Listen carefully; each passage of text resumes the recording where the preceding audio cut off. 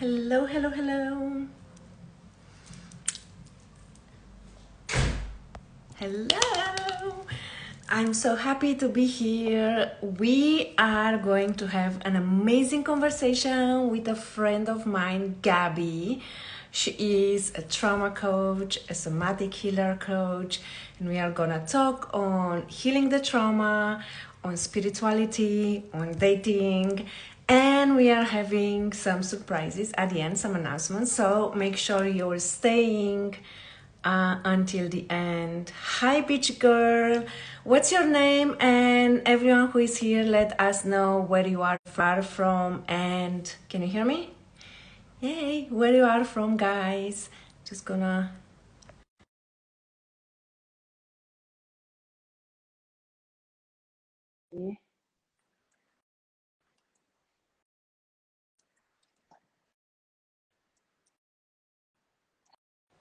Hello? Hi. Can you hear me? Yeah, I can hear you great. Yay! Nice to see you, Gabby. Good to I see am you trying to too. figure it out how to pin a comment, how to Oh, actually okay. Yeah, pin my I'm comment. I'm So, not good with text, so I okay. don't really know how to pin Uh, anything. on healing trauma, guys, I'm sorry you are hearing me tapping, but it's important for you to know what we are gonna talk today. So I'm just like going to tap this very quickly. Hi, Okay. Kim. Hi, Oh, everyone. So nice to Seattle. see It is. everyone I here. We have Seattle weather right now. In Really? France. Yeah, well, at least where I am in France, it is rainy and cold. So I don't know how Paris is, but Strasbourg is rainy and cold today. It's the same. Like it's crazy raining. I don't know if you can guys see it. Like it's the same thing. So nice to see you, Gabby. Everyone, this is my friend Gabby. We met a few years ago. I started stalking you on Instagram. I loved your content, and I related a lot on healing the trauma and like connecting more on this subject. So I was kind of like hooked on how you presented your work. And we met on Instagram, and then long story short, you've been to Bali. I was to Bali, but we didn't met to Bali. I We met know we actually, just missed each other in Bali, which was so funny. I was like, no, like, yeah, that would have been cool to meet up. yeah, like that was like super close. And then we met in Paris like a few weeks ago. Tell us a little bit about yourself, about your work, because I'm like obsessed. So I want everyone to know like what you're doing and how you're guiding Yeah, people. yeah, definitely. So, hi. If you don't know me, I'm Gabby. I am a somatic and a subconscious reprogramming coach, which I made that title up because there's like so many random things that I like love studying and doing that there wasn't really like a specific label for it. So I'm a specialist in trauma, specifically CPTSD, which is complex trauma, the nervous system, and the brain. And my goal is to really help people understand how their early experiences and how their trauma has affected their development in terms of how their brain works, how their bodies developed, and because of that, how their perception of themselves and the world and how they move through the world has developed. And so I work with folks, on managing all kinds of things from anxiety to depression to just day-to-day life stuff, as well as relationships and healing the nervous system and just setting themselves Mm-hmm. up for being able to live in a place of authenticity and safety. So that's kind of what I do. I hope that makes sense. Yeah, you were so right. Like what you're doing and what all like the killers are doing. Like it's so hard to put kind of a label on and like a specific hat. I find that that's very empowering to just like like serve without putting in kind of a Yeah. box. Thank you Yeah. so much for sharing. And we've been talking, and actually, you were doing some stories the other days, and we were like, I just like text you like this could be like very interesting, interested thing to speak about relationships. And the relationship that it starts with ourselves first. I know that Yeah. you put kind of a box, and my question was with questions, and my question was like, how can you be your authentic self in relationship without being afraid that other person will, like run Yeah. or like, so can you help us Yeah. elaborate? So no, it's such a good question and something I personally definitely have struggled with throughout my life. And if you are somebody who grew up with complex trauma specifically, or even are just moving through the world in the world that we live in, which is very judgmental and very critical and very conditioned for us to really put a lot of pressure on ourselves to conform, to be a certain way, it can feel really hard to be authentic, not only in relation to others, because I see that as a Yeah. secondary step, but with ourselves, like to really Mm-hmm. just be with ourselves as we are without judging or shaming or trying to change to be different or better, whatever that is. And so I know for me personally, and when I've worked with clients, like a lot of the work has to be done before we even learn how to be authentic with other people and kind of not worry about them leaving us, like learn how to Yeah. fully embrace and love our authentic selves just by ourselves. And if you're someone who spends a lot of time like in self-criticism and self-judgment, it's going to be really, really difficult to feel like you can be safe to be authentic with someone and okay if they decide that that's not right for them, Yeah. because we're not right for everybody. Everybody's not right for us. It's okay. I mean, if we we're right, if everybody was right for everybody, that would be a lot of freaking pressure to have like 5 million friends and lovers Mm. because like it just wouldn't work. You know what I mean? So, in order to get to that place where you feel like you can be really who you are without a mask and like embrace that in a safe way, it has to start with you embracing yourself first. And then secondarily, Yeah. you'll be able to do that with other people and really not worry about being accepted or rejected, as a part of it. Yeah, I love this so much. And I know that this is related to trauma, like with everything that, like, I know everyone is coming with a specific luggage and, spiritually and energetically talking. So I know that it's very much related. And for everyone who doesn't know, I'm a psychic medium, Reiki master, and I'm a massage therapist. So lots of times I see clients in my sessions, like especially massage or, like people who have passed away, like helping them actually release the trauma. Yeah. And when they are on the massage table, they have this emotional release because they have not been touched in a while. And I'm not talking in a sexual way. I'm talking like more like, to be seen and heard and acknowledged. So Yeah. how can we, like, I know that the first step is for the person to be willing to start the healing journey, because a person who is not ready to do the work or be on the healing journey, you cannot help. But a person who is already like wanted to get help, what is like what are the first steps for that person? How can help ease the trauma and then release? Because I find that it's a process. It can be even traumatic to release the trauma Yeah. like all of a sudden. So yeah. Yeah. I mean, if the kind of, I think first is like obviously becoming aware of yourself. We walk around very disembodied all the time. We kind of are Mm-hmm. on autopilot. We're letting our thoughts that come into our mind, we equate them with truth. We equate them with our consciousness when 95% of our thoughts are really driven by our subconscious. They pop in uninvited and they're usually related to our programming, our, past Mm-hmm. wounding, and our brain's kind of biological functioning, which is to focus on the negative to avoid pain, which is part of our survival programming. Yeah. And so we have this negativity bias, and our thoughts are really going, going, going all the time. We have thousands of thoughts a day, and they really dictate how we feel and how we perceive of our like life experience. So we need to become aware of what thoughts are we having, what are the Mm-hmm. quality of those thoughts. Start I tell my clients, like, the first step is becoming your own best observer, like becoming the observer of your experience. So kind of taking a step back, noticing the thoughts, like they're like not attaching to them, not believing them, not just watching them kind of like they're on a billboard passing by, with curiosity and openness.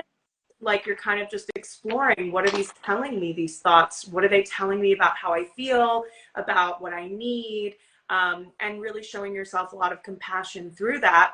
And then the other aspect of the observing method is observing your nervous system, observing your body. How does your body respond to these thoughts? How does your body respond throughout the day to different circumstances, conversations, environments, stimulus, and kind of noticing, okay, are there certain things that trigger anxiety? Are there certain things that trigger fear or trigger guilt or doubt or shame? And kind of just starting to take like a collection of data points so that you can see where you're even starting from. And like that's really the first step, is not trying to change anything or jump into somatic work or jump into trauma healing. It's getting kind of a foundational sense of, where am I starting? Where am I right now? And when you kind of can see that, then you can start to go, okay, I notice, or I observe, I spend a lot of time criticizing my looks. I used to be very, very hard on myself for the way my body looked. I was always like 20 pounds overweight. And, you know, I had like, you know, a mom who was very into health. And, you know, obviously the 90s and the early 2000s, I mean, you pick up any teen magazine and it's all about women's bodies and celebrities' bodies. And it was like, that was the thing that we focused on. So I like that, and that's kind of just a very specific example, but like I noticed, yeah, I'm having a lot of critical thoughts about my body throughout the day. And then the secondary step after that is going, okay, why? And like this gentle curiosity and exploration of, well, where does this come from? Because we are all inherently lovable. We're all inherently beautiful. We're all inherently amazing in our own way. And like, there's no comparing one to the other. It's just like, okay, well, like, why do I feel this way about myself? Where does this come from? And do I want to shift how I feel about this? And then moving into that's then the doing. But really, like, the beginning is just observing and taking note and becoming aware of your own patterns and your own programming, so that you can take action from a grounded place. Yeah, that's so interesting. And I find that I find that very interesting, and also like very different from a female and masculine point of view. Like I find that women, I'm not like, you know, like canceling men or anything, but I work with mostly like almost all my clients are women. So I'm wondering how will be perceived the healing trauma from a women point of view and a man. Like if you had clients on both sides, like what is the biggest struggle, especially with themselves and then maybe in relationships, of a woman and then of a man? You know, that's a good question. I would say that, to be honest with you, my clientele is primarily female. So I don't have a ton of, you know, experience working with men. I have had a few male clients. What I have noticed is that, like for me, at least in my experience, there hasn't really been much of a difference. I think at the end of the day, we're all, what it boils down to is fundamentally we all want to be loved and accepted for who we are. But for each of us, there's something that stands in the way of that. And whether it's like kind of negative self-perception or an inability to like communicate, or it's wounds that just need to be healed, like there's some blockage between ourselves being able, like where we are, to being in a place where we feel inherently lovable and worthy of love. And you know, that's been my experience, is that really it's just we all want to be loved and accepted, and we don't feel like we are getting that, and we also don't maybe feel worthy of that for some whatever reason.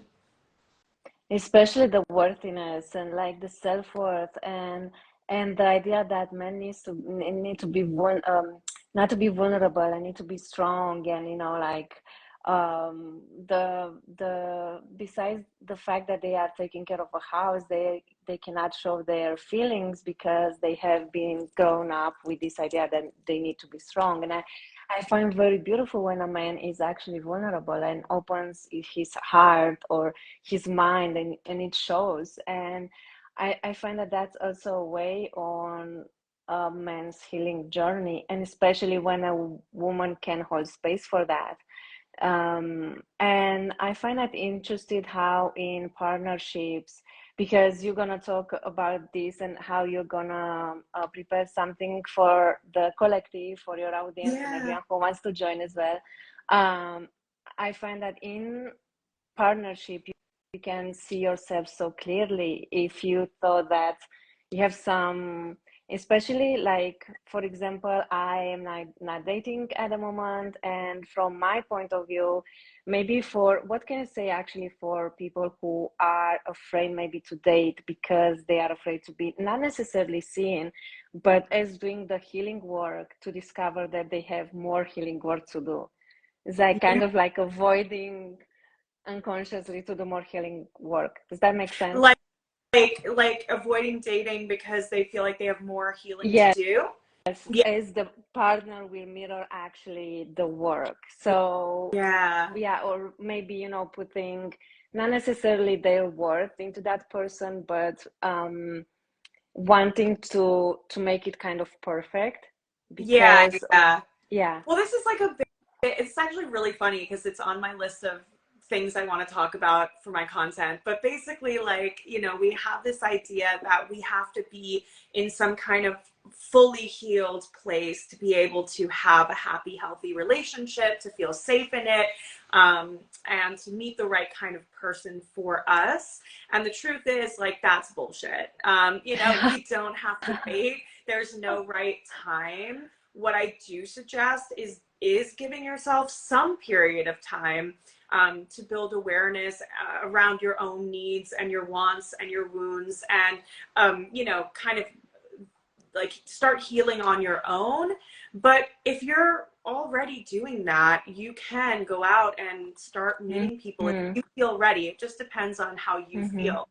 Um, and the other aspect of this is that we are relational, like, creatures. We human beings need relationships. We need community. It's a very Western ideology that we are this very, very individualism kind of Mm-hmm. ideology, that we are on our own. And truly, like, we are wired for connection. Our nervous system is literally wired for connection and to heal in relation to others. So you can get so far by yourself for sure.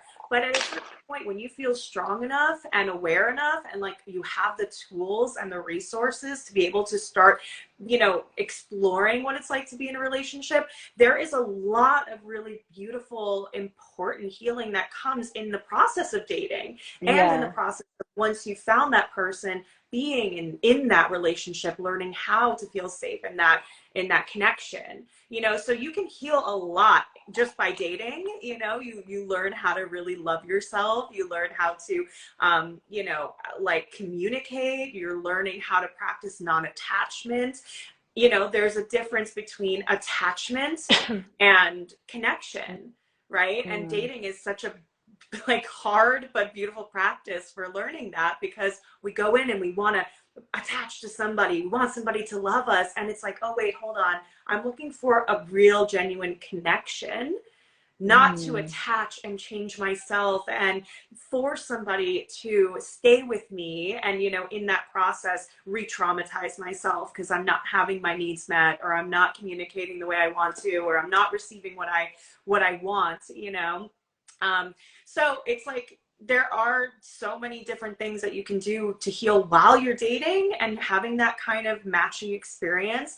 And also then when you meet somebody, like, actually relearning how to be, or learning for the first time how to be safe or comfortable in a healthy dynamic if you're not used to that.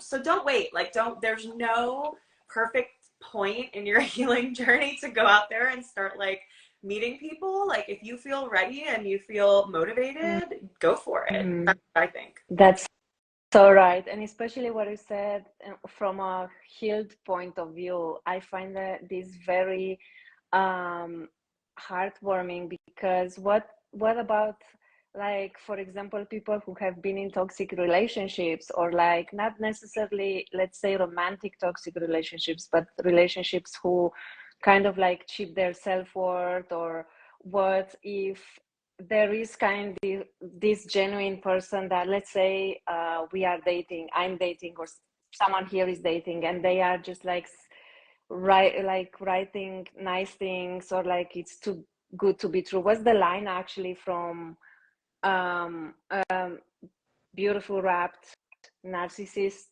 loving point, and one which is like healthy, and how can we differentiate that? I think that's a very subtle line there. Yeah, yeah, and this is something that I work on a lot with my clients, because when you have complex trauma, you know, there's a high likelihood that you've found yourself either in a friendship or a romantic relationship with someone who has narcissistic traits.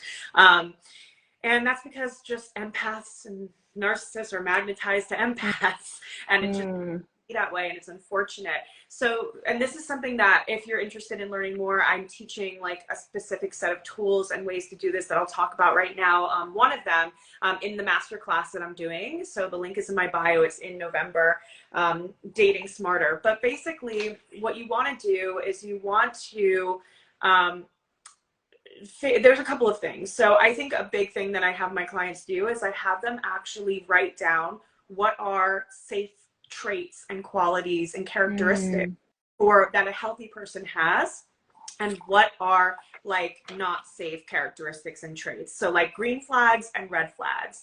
You know, red flags like are like anytime someone like degrades you in any way, talks down to you, makes you feel less than, highly criticizes you. Anytime that you feel unsafe, they're yelling, they're calling you names, that's abuse. That's emotional and verbal abuse, right? So mm, like understanding, like getting so clear about what are those red flags that I have to worry about, and what are the really green flags. And now with a narcissist or people with narcissistic tendencies, you know, they are very good at masking, which is like mm, putting on a mask of being a really caring, loving, empathic, healthy person, because they know how to mimic that, right? But that mask slips. And so it's really important that when you're getting into any kind of new relationship, friendship, romantic relationship, that you spend time with this person. And you may have feelings for them. They may develop. I'm not saying you're going to avoid pain. That's not part of this thing. You just have to learn life is full of pain and full of joy. That's just how it is. But it's like being able to spend enough time with someone to see the patterns. And eventually, mm, a narcissist, their mask falls, and you're going to start seeing them slip, and you're going to start seeing the red flags pop up. And the most important thing in those moments is to ask yourself, okay, am I being 100% real with what I'm witnessing, or am I making excuses for why they're acting certain ways? And if you start to notice that there's patterns, right, of these kinds of red flags starting to show up, even in the smallest ways, excuse me, um, just taking note of that. And then, you know, when it reaches a certain point where you've seen enough and you've tried to communicate, hey, I really don't like when you do this. And their response is to be defensive or to deny your experience, tell you that you're being, you know, overly sensitive or that they're not doing anything. That's really when you need to practice non-attachment and go, you know what, this is not the right one for yeah. me. Yeah, like when they gaslight you and they make you feel like maybe you said something and you didn't say something, and not like vice versa, make you feel like crazy. Yeah. I think, yeah, as my friend Maddie said, like, I need to date smarter. We all need to date smarter. So can you let us know what this magical masterclass has? Like, what Yes. can we expect, and yeah, what we can get from it? Yeah, definitely. So this is like the week before Thanksgiving. So it's like the 13th, the 15th, and the 17th. They're going to be 60-minute sessions each. You can sign up for one or you can sign up for all three. And essentially what we're going to do is we're going to kind of look at you know, how to pick a person who's going to be safe, like kind of those beginning stages of like, what do I really want from a relationship? Mm, What does my ideal partner look like? Given who I am, what my past is like, what my wounds are, like what would be the ideal match for me, and getting really, really fucking specific about that, because we do not want to go into the dating world blind. That's where we end up falling into the habit of attaching to the first person who gives us attention or makes us feel special or makes us feel not alone. And that is really disempowering for us. So when you have a list of like all of the things that you're looking for in a partner, you can go into it like, you don't go on Amazon and like just like go to the like main page. Maybe you do, I don't know. Yeah. But go to like the main homepage and go, I'm just gonna look at everything and like whatever, I'm just gonna like take whatever's there. You're like, no, like I need compression socks for the plane. So like I need compression socks. And like that's what I'm gonna search for, and I'm gonna look for the compression socks for women size 8, you know what I mean? And like, you know what you're looking for. That really empowers you to enter the dating space and be able to say no right away to people who are not who don't match that criteria, or you don't feel like match that criteria, and be able to say yes and not waste time to the people who at least appear in the beginning, because of course you get to know them and then you really see, to those people who really look like they'll be a good match. So that's really what the first session is about. Every session has worksheets that you're going to fill out, things that you can take home with you, so that you really can approach this from almost like a scientific, methodological way, you know, and like very intentional about it.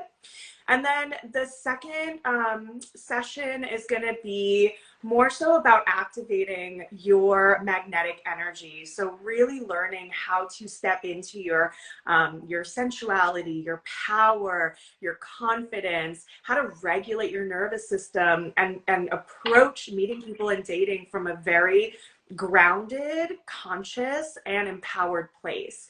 And so this is going to be all about programming your subconscious mind. This is going to be all about learning how to tolerate stress in your nervous system, noticing triggers, noticing the ways that your nervous system shows up in dating, so you can really feel much calmer and more safe, kind of testing the waters out there. And then what rituals and things you can do to help yourself feel sexy and magnetic and energized. You go out there with that energy of like, hell yeah, I'm going to meet my guy or my woman or whoever.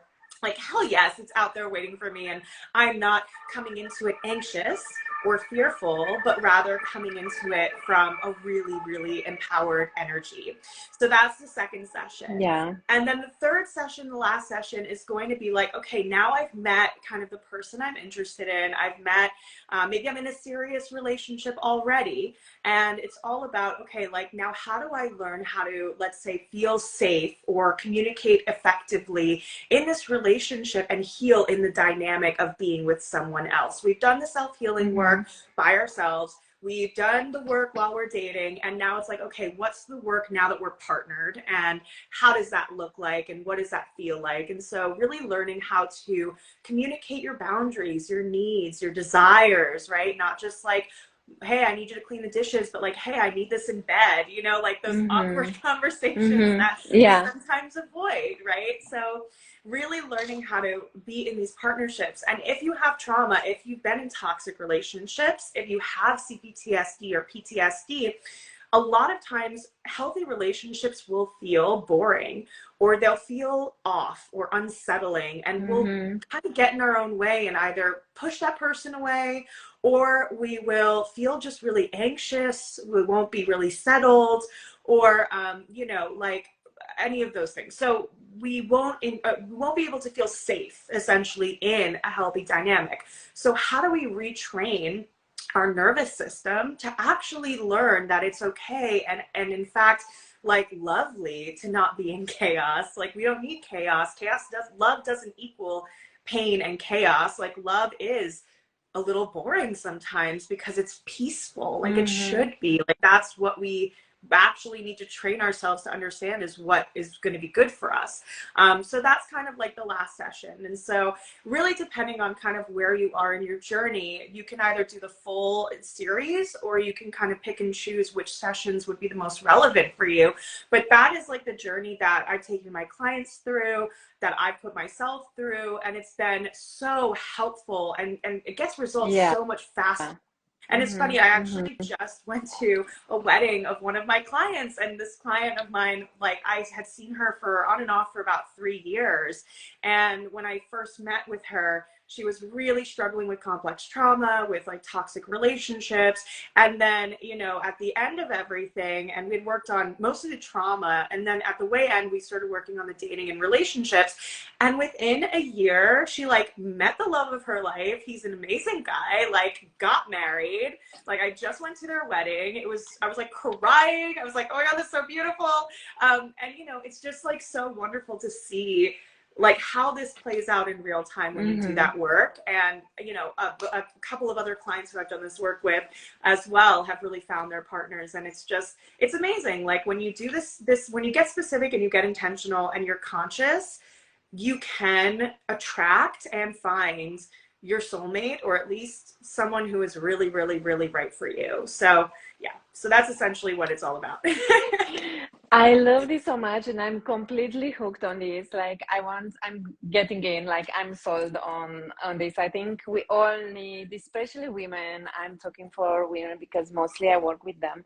We all need this kind of guidance, and even if we are like, let's say, experts or not so much experts like me, because we have been focused on other stuffs and avoiding dating and trauma and so on. So, um I think that's so beautiful in how you phrase it, because it's so important to have kind of like a journey and step by steps to know where we are going, or no, you know, as you said, like what's your type, what do you want, because there are so many options, and then to be so sure on who you are, so you don't take everything, no crumbles, no nothing that's not corresponding you. I think that's, especially as women, it's so important to for all of us to know our worth. And as you say, like, I'm so proud of you and your princess treatments, and you're so inspiring for all of us. Like, I'm so like, like every, like, what is Gabby? I need some, you know, like some love stories that there is hope,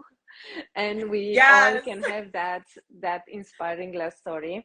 So I'm hooked on that, and especially like spiritually, like from a spiritual point of view, Yeah. I find that it's also important to have this grounding approach Yeah. to emotional healing and even like physical healing, because sometimes that's also impacting, most of the times it's impacting our bodies.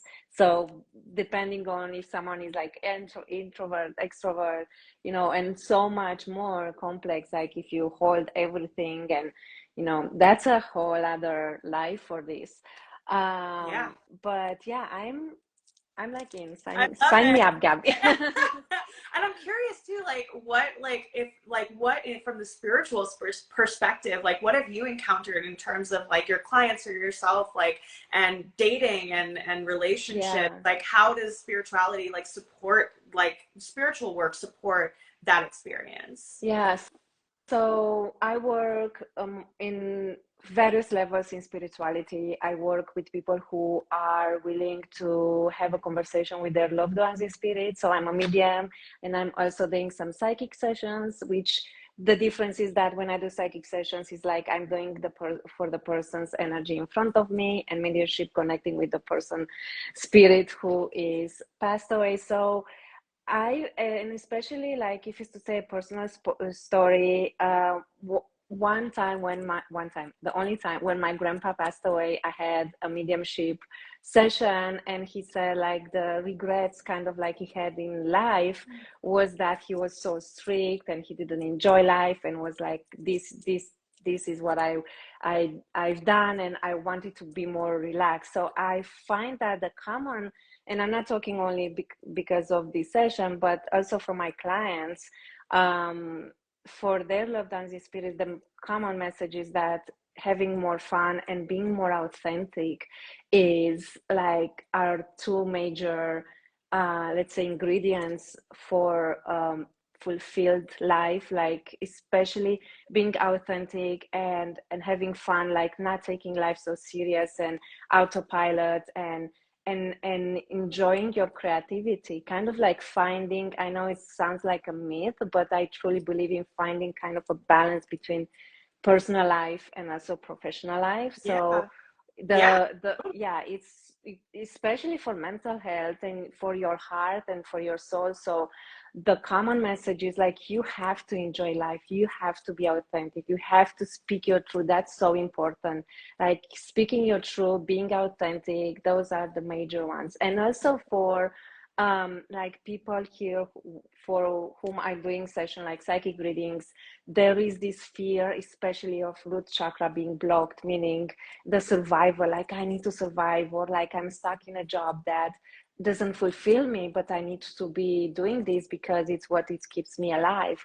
So I find that the again, core message is being brave and taking a risk and like strategically preparing for that, let's say, risk and asking for help. Nowadays I feel that more and more people are very, as you said, independent and very ashamed to ask for help. Like, oh no, if I ask for help I'm weak.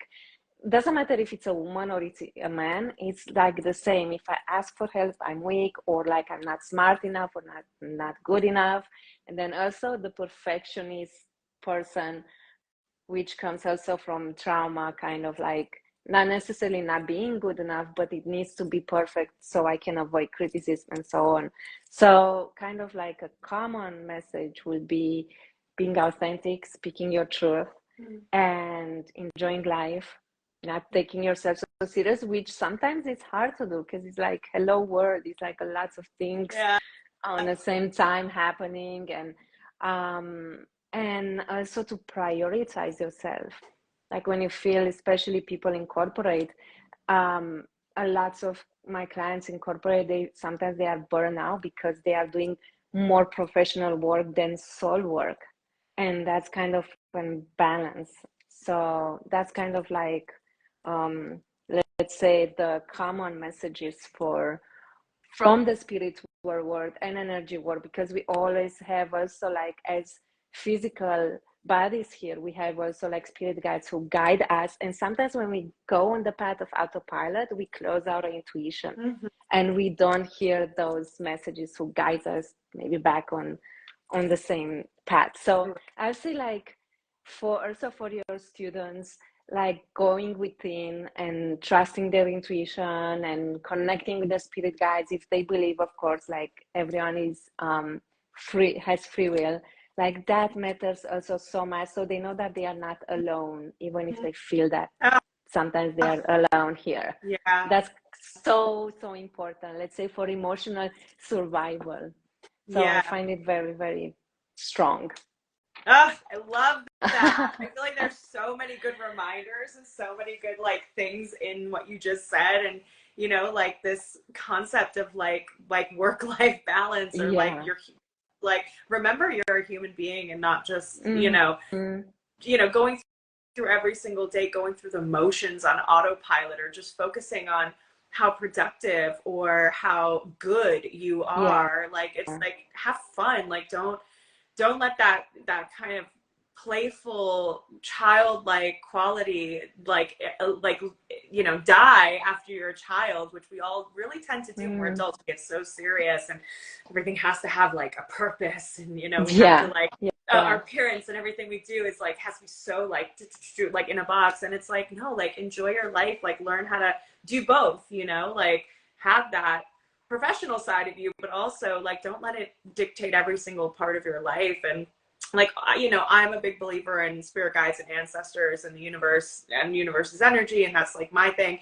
And like you said, everybody has their own beliefs, but I do think that like connecting with a sense of something that is greater than yourself, even if it's not spiritual, even if it's just a sense of connecting to the greater humanity as a community, like that the fact that we're all beating hearts on this one big floating rock in the middle of the galaxy, like that's a very real, Yeah. it's not Yeah. necessarily spiritual, but it's true. Like we're all here on this thing together, like living this existence together, like connecting to that greater humanity is like something bigger than yourself or nature or just whatever, because like there is there are things outside of ourselves and outside of our own little microcosm, our own world that, you know, are there to support us and help us. And so whatever like speaks to you, like tap into that too, because we can listen, even if it's a little delusional, we can always use a little more support, you know, like if it makes you feel good, like, you know, tap into Yeah. it.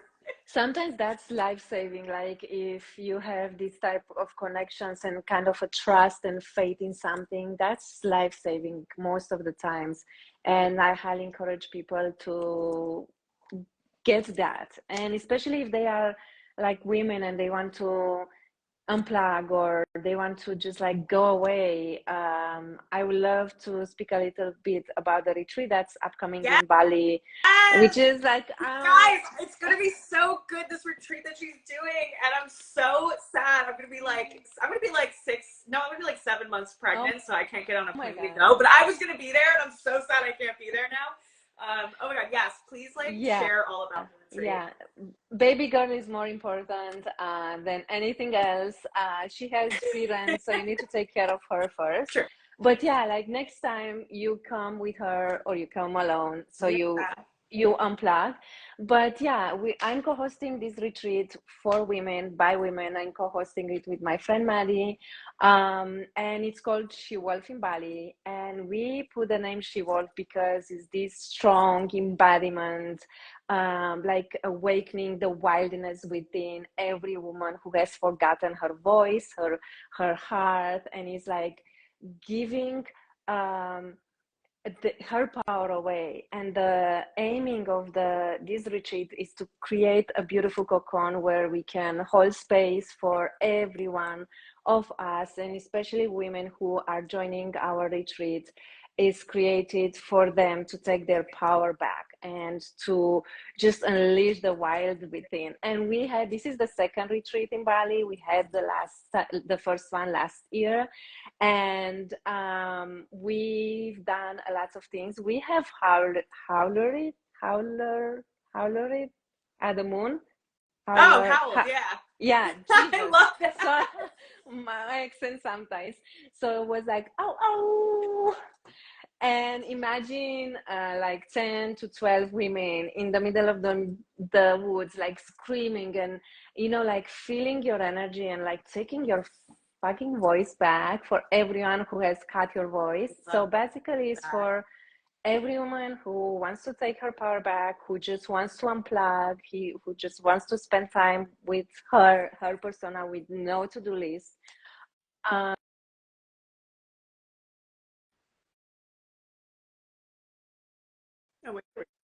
Yeah. I had a call. So it's happening December 30 to January 5th. We are going to be in Ubud. We are going to have yoga. My friend Maddie, the co-host for She Will Retreat, is here. Dudas Madelina. She said, just can't wait. And she's the one who's going to do sound healing, yoga, meditation. I am going to do psychic readings, Reiki, massage. We are gonna have another two beautiful friends who are gonna join us, and we are gonna have kirtan nights and cacao ceremony. And so fun. It's gonna be amazing. I'm not gonna spoil like everything on the itinerary, but it's gonna be amazing. Like 7 days, 6 nights. We are gonna have a private chef, which is a woman as well. And like, just like DM me or Maddie for more details. You have the transportation included from the airport and during the retreat. We have shared rooms if you want to share with someone. We have private rooms, and the villa is absolutely gorgeous. You're gonna have like free time as well, either staying by the pool. And the last time there were monkeys coming at the villa, so we saw monkeys like one-on-one close to them. So it was like kind of like so close to nature, and we have a beautiful yoga shala. So we have a lot in the schedule. So we are encouraging everyone who is willing to unplug, unleash the wild within every woman from here to take her power back, to DM me at Lina Govan or my friend Maddie Dudas Madelina. It's here in the comments. She wrote yay. And for more details. And yeah, we have a limited spots because like spots are filling up from last time, and like mostly it's like recommendations. So don't hesitate to, if you have questions. Get or in there, yeah, you guys. This I is like, cannot I'm like, wait. oh, I'm living for this. I can't wait to go to the next one. I'm just gonna call you and I'm gonna be like, Gabby, look what you missed. But like, next time, just take my credit card, like, please. Like, oh my God, it's gonna be so good, you guys. And I lived in Ubud for almost 7 months, and it is like, you can have like retreats in different places that are beautiful, but there is a vibrational energy in Bali that you just cannot find. For me, like, I've never found that, and I've traveled all over the world, and it's so healing and it's so magical. Like, it's to have a retreat like this in Bali and in Ubud, where there's just so much wellness and spirituality and community, like in nature. It's ideal. So like, jump on this, and I like could not recommend your team more, because I know you personally, like, you know, to give an amazing experience for people. So yeah, I'm really excited for you guys. Thank you. I cannot wait. It's also a humble experience to be able to co-host space and hold space for so many women. And it was so vulnerable last time, and we cried and we danced and we burned the shit in the fire pit. So yeah, it was just magical. So I'm encouraging every woman who wants to do that just to DM us. And thank you so much for sharing your platform for me to share this, and also your knowledge on healing, trauma, and everything. And I feel that this is the first from the thousands of lives we are gonna do together. Oh yeah, definitely. I feel there are so many subjects to talk, and people need so much healing and support, if not right now, especially what's going on in the world. Yeah. We are all need this knowledge of being taken care of, and know that we are not alone. So absolutely. Thank you so much, Gabby. I appreciate you, and I'm very proud of what you accomplished until now and what's going to come from now on. Like, I'm so excited. So guys, and same goes back to you, girl. Thank you. They smarter, people. Let's go. Yes, definitely. And I want a copy of this for myself, or tag me in it when you post it, or however, so I can put it on my page. But definitely. But such a good conversation. And like you said, I'm sure we'll have many more. Thank you. I'm gonna post it on my profile and tag you, and also like ask you to be collaborator. I think that's how I can get it. Yeah, maybe that's how. Yeah. Okay. I'm gonna do that. If not, I'm gonna send the video to you. Don't worry. Thank you. All right, guys. Have a beautiful evening. Thank you for hanging out with us. Bye, everyone. Bye. Bye.